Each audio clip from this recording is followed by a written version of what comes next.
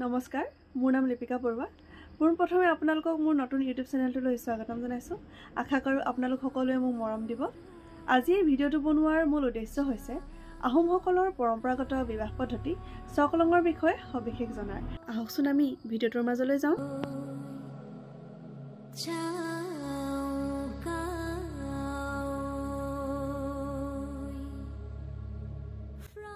টাই আহোমসকলৰ পৰম্পৰাগত বিবাহ পদ্ধতি হ'ল চকলং।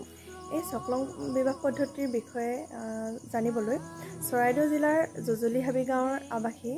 দুলেন ফুকনদেৱৰ ওচৰলৈ আমি আহিছোঁ। আহকচোন তেওঁৰ মুখৰ পৰা আমি দুআষাৰ শুনো। টাই আহোমসকলৰ বিবাহ অনুষ্ঠান চকলং। টাই আহোমসকলে টাই আহোম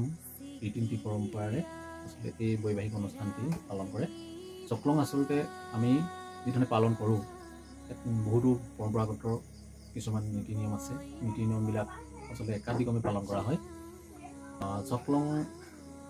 যেতিয়া নেকি পতা হয়, দৰা ঘৰ আৰু কইনা ঘৰ, যেতিয়া দৰা ঘৰ কইনা ঘৰ দুয়োঘৰে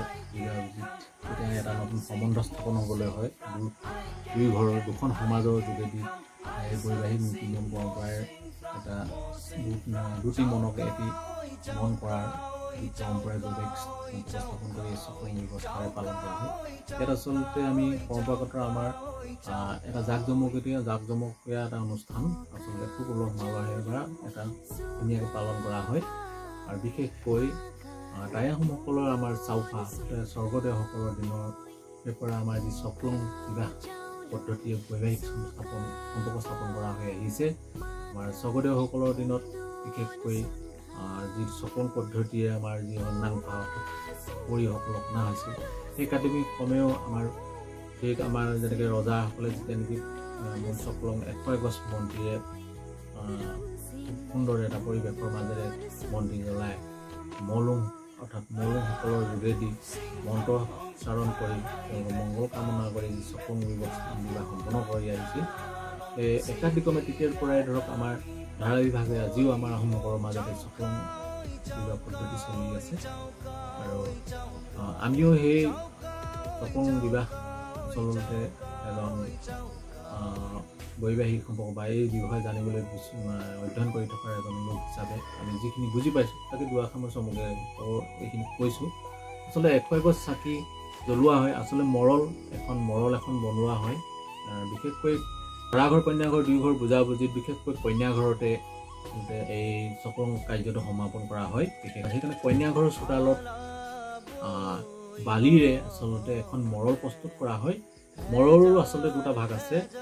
আমি এখন সৰল মৰল বুলি কোৱা হয়। এই মৰলখন আচলতে এখন মকৰা জালৰ আৰ্হিৰে, মকৰা জালখন যেনেধৰণে আমাৰ আছে তেনেদৰে মকৰা জালৰ আৰ্হিৰে এখন মৰল প্ৰস্তুত কৰা হয়। এখন সৰল মৰল বুলি কোৱা হয়। আৰু ইয়াৰ লগত আমাৰ এটা কিছুমান সৃষ্টিতত্বৰ আমাৰ যিবিলাক কথা আছে, সৃষ্টিতত্বৰো বহুত কথা আছে ইয়াত। আৰু ঠিক তেনেকৈ আন এখন আছে আমাৰ এখন মানে বিভিন্ন ৰঙেৰে আচলতে এটা সুন্দৰকৈ এটা ৰঙেৰে মানে সজাই তোলা হয়। আৰু বিভিন্ন ৰঙেৰে 7 বৰণীয়া ৰঙেৰে আচলতে এই মৰখন সজাই তোলা হয়। আচলতে এখন দেখিবলৈ পদুম ফুলৰ আৰ্হিৰ দৰে হয়। পদুম ফুল চক্ৰ পদুম ফুলৰ আৰ্হিৰ আচলতে দেখা নিচিনা লাগে। সেইকাৰণে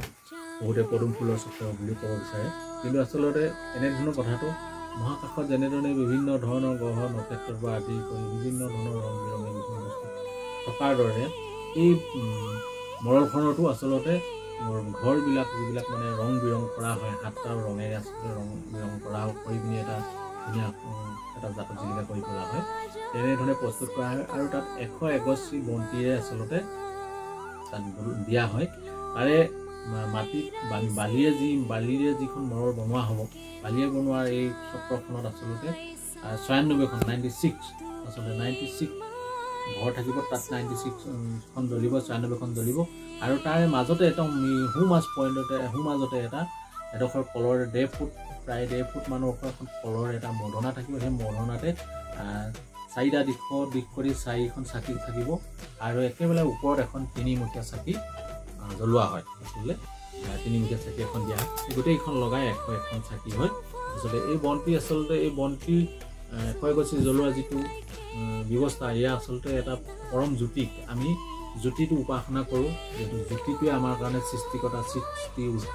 সেইকাৰণে পৰম জ্যোতিক স্মৰণ কৰা হয় দৰা কন্যাক আচলতে সেই বিবাহ যোগেদি সাক্ষী কৰি যেতিয়া নেকি কন্যাঘৰ চোতালত এই বনোৱা হয় এই বস্তুবিলাক আৰু মৰলৰ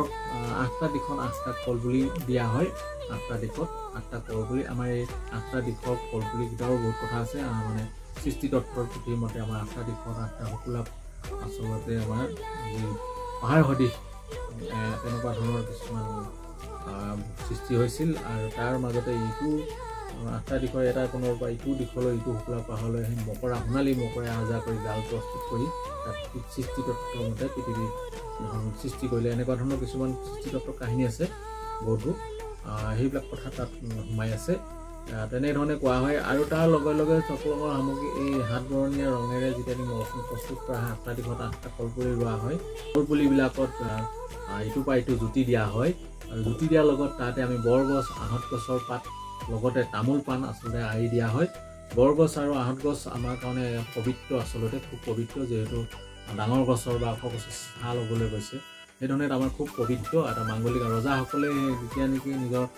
ৰাজকীয় বিভিন্ন ৰীতি নীতি পৰম্পৰা কৰে বা শিঙৈ গছ থকাৰ আগতে আয়ুবৰ ৰোৱা বুলি পৰম্পৰা আছে তাৰ বৰগছ বা আহঁত গছ পুলি ৰুব লাগে আয়ুবৰ ৰোৱা বুলি এনেকৈ ধৰণে আমি বুৰঞ্জীবিলাকত পাওঁ সেইকাৰণে বৰগছ আহঁত গছৰ লগত আমাৰ পৰম্পৰা বহুতো জড়িত হৈ আছে তাৰ লগতে সেইখিনি আঁৰি দিয়া হয় লগতে বিভিন্ন ৰঙৰ ফুলেৰে আচলতে সজাই তোলা হয় ধুনীয়াকৈ আৰু আশে কাষে আচলতে আমাৰ শৰাই কেইবাখনো স্থাপন কৰা হয় মূলতৰ শৰাই আপোনাৰ তাত মৰল মালনি কথা বুজনি তাৰপাছত আছে আপোনাৰ দৰা কন্যা আৰু লগতে পিতৃ এখন শৰাই থাকিব এখন হেংদাং কবচ কাপোৰ এখন শৰাই থাকিব স্থাপন কৰা হয় তাৰপিছত মই কথা বুজনি কথা ক'লোৱেই মৰৰ মাননি কথা ক'লোৱেই তাৰপিছতে আমাৰ ঈশ্বৰৰ যি আমাৰ উপাসনা শক্তি তেওঁক স্থাপন কৰি এখন শৰাই থাকিব তাৰ লগতে আমাৰ মন্ত্ৰপুত্ৰ পানী আচলতে জাৰিবৰ কাৰণে আচলতে আমাৰ যি মহসকলক স্মৰণ কৰি মানে আমি যাক আমি মহ বুলি কৈছোঁ যিসকল আমাৰ যিসকলৰ পৰা আমি এই পৰম্পৰা সংস্কৃতি ধাৰাবাহিকভাৱে পাই যিসকলক স্মৰণ কৰি এখন তাত চাম্মমুং বুলি কয় 3 বন্ধ গৰুৰ কাৰণে এখন তাত এখন প্ৰতিষ্ঠা কৰি তাত তামোল পাণ সজোৱা থাকিব আৰু এটা ধুনীয়া এটা কাঁহৰ ঘটিত পানী থাকিব পবিত্ৰ পানীৰ তাত এটা ব্লক চিংফা বুলি কয় এবিধ ফুল আছে আচলতে আমি অসমীয়াত ক'লে চিংকৰা ফুল এই ব্লক চিংকৰা বা ব্লক চিংফা বুলি ক'লে তাই শব্দ হয় অসমীয়াত আমি চিংকৰা ফুল দিব ব্লক চিংফাৰ আচলতে গোটেই মূল অনুষ্ঠানটোৰ যিটো ফুল পবিত্ৰ এই ব্লক চিংফা নহ'লে আমি নামজাৰি হৈ যায় আচলত পানী মন্ত্ৰপুত্ৰ পানী হুটি কৰা হয় এই আচলতে মূল আমাৰ বস্তু ফুল এবিধ খুব আমাৰ গুৰুত্বপূৰ্ণ ঔষধিযুক্ত ফুল হয়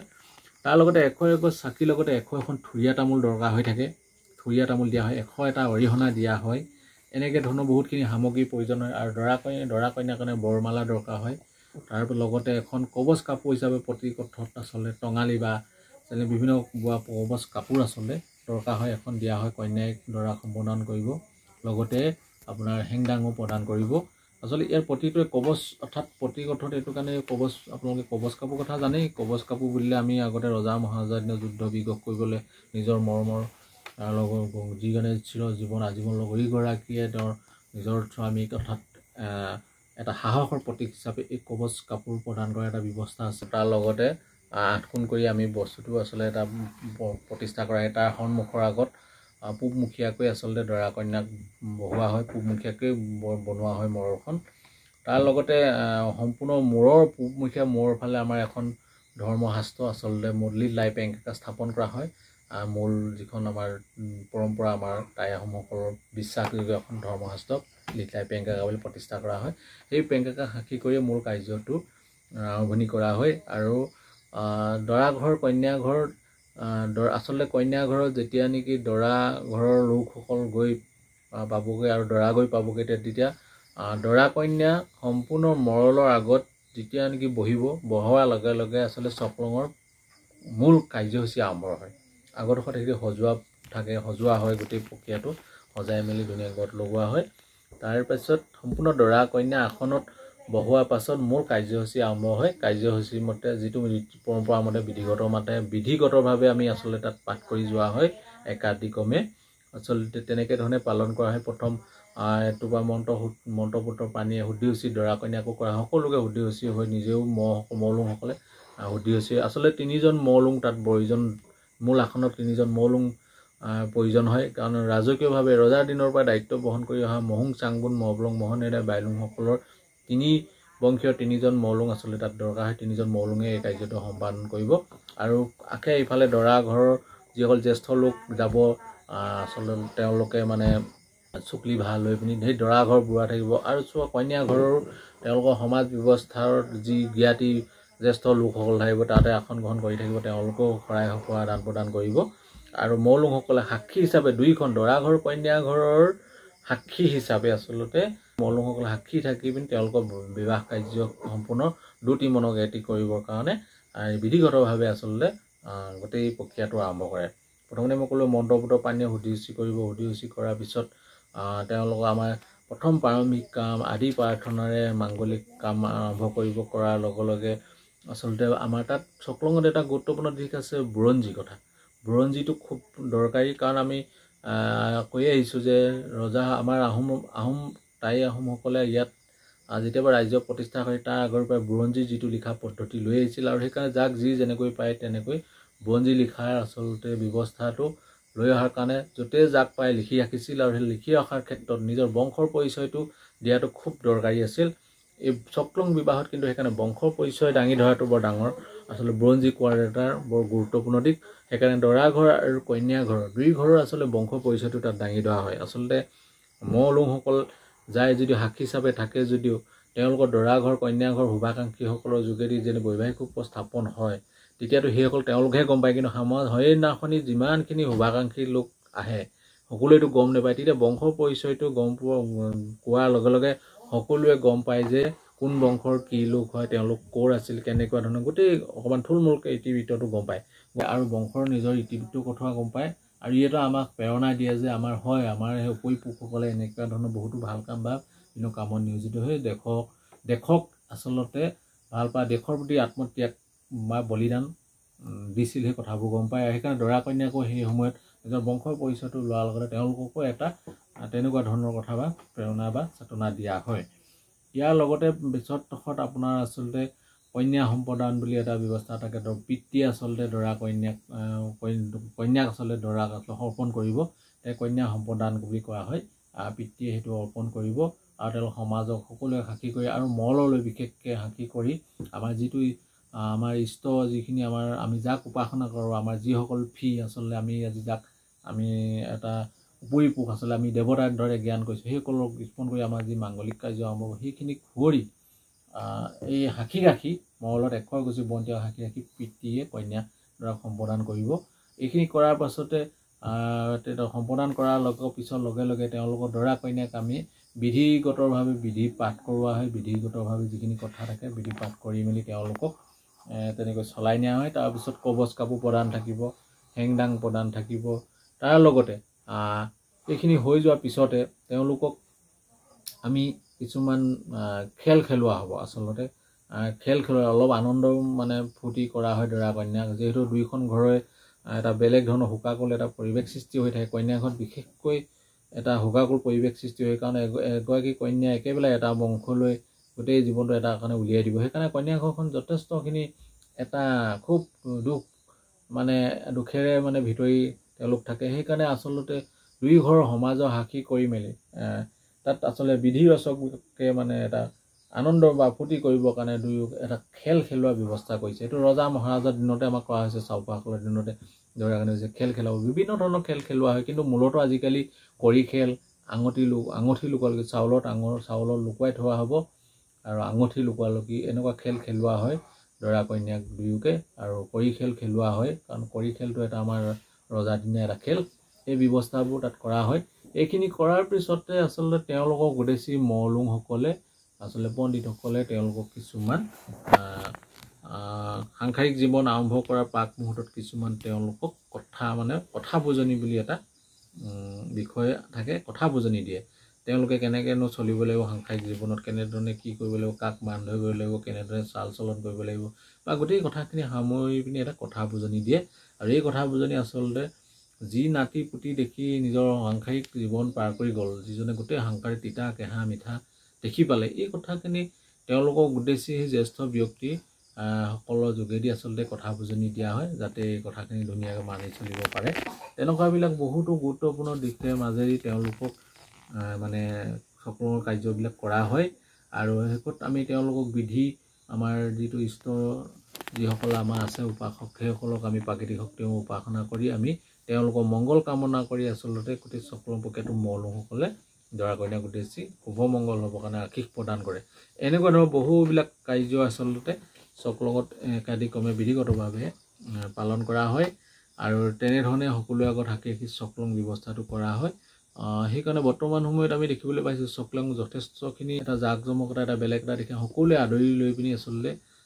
নিজৰ টাই আহোমসকলৰ লগতে অন্যান্য কন্যা যদি বেলেগৰ ঘৰৰ বেলেগ খেলৰ পৰা অনা হৈছে অন্য সম্প্ৰদায় এটা আহোম নহয় বেলেগ তেওঁলোকৰ ঘৰতো আজিকালি চক্ৰং পদ্ধতি কৰি মেলি চক্ৰং আনিবৰ কাৰণে সেই সকলো আজিকালি তেওঁলোকে কৰিবৰ কাৰণে পাতিবৰ কাৰণে নিজে মানে এটা ভাল পায় কাৰণ কেলৈ চক্ৰঙত দেখে জাকজমকতা এটা সুন্দৰ পৰিৱেশত হয় বুলি আৰু তেনেকুৱা ধৰণৰে আচলতে চক্ৰং কাৰ্যবিলাক আহোমসকলে পালন কৰি আহিছে আৰু কৰি আছে আৰু এনেকুৱা ধৰণে কৰি যাব চক্ৰং আচলতে মূল থুলমূলকৈ কথাখিনি এইখিনিয়ে ইয়াৰ লগত বাকী বহুবোৰ কথাই থাকে বাৰু গোটেইখিনি কথাটো খুব অলপ ভালকৈ চালেহে বা নিজে চক্ৰঙত উপস্থিত থাকি গতিকে অধ্যয়ন কৰিলেহে আচলতে গোটেই কথাখিনি গম পোৱা যায় একাধিক্ৰমে কি হয় এনেধৰণে আচলতে কাৰ্যখিনি সম্পাদন কৰা হয় মই থুলমূলকৈ এইখিনি কথাকে কৈছোঁ চক্ৰং বিবাহ পদ্ধতিৰ বিষয়ে দুদেন ফুকনদেৱে ইমান সূক্ষ্মভাৱে আমাক জনোৱাৰ বাবে তেওঁক আন্তৰিক ধন্যবাদ জ্ঞাপন কৰিছোঁ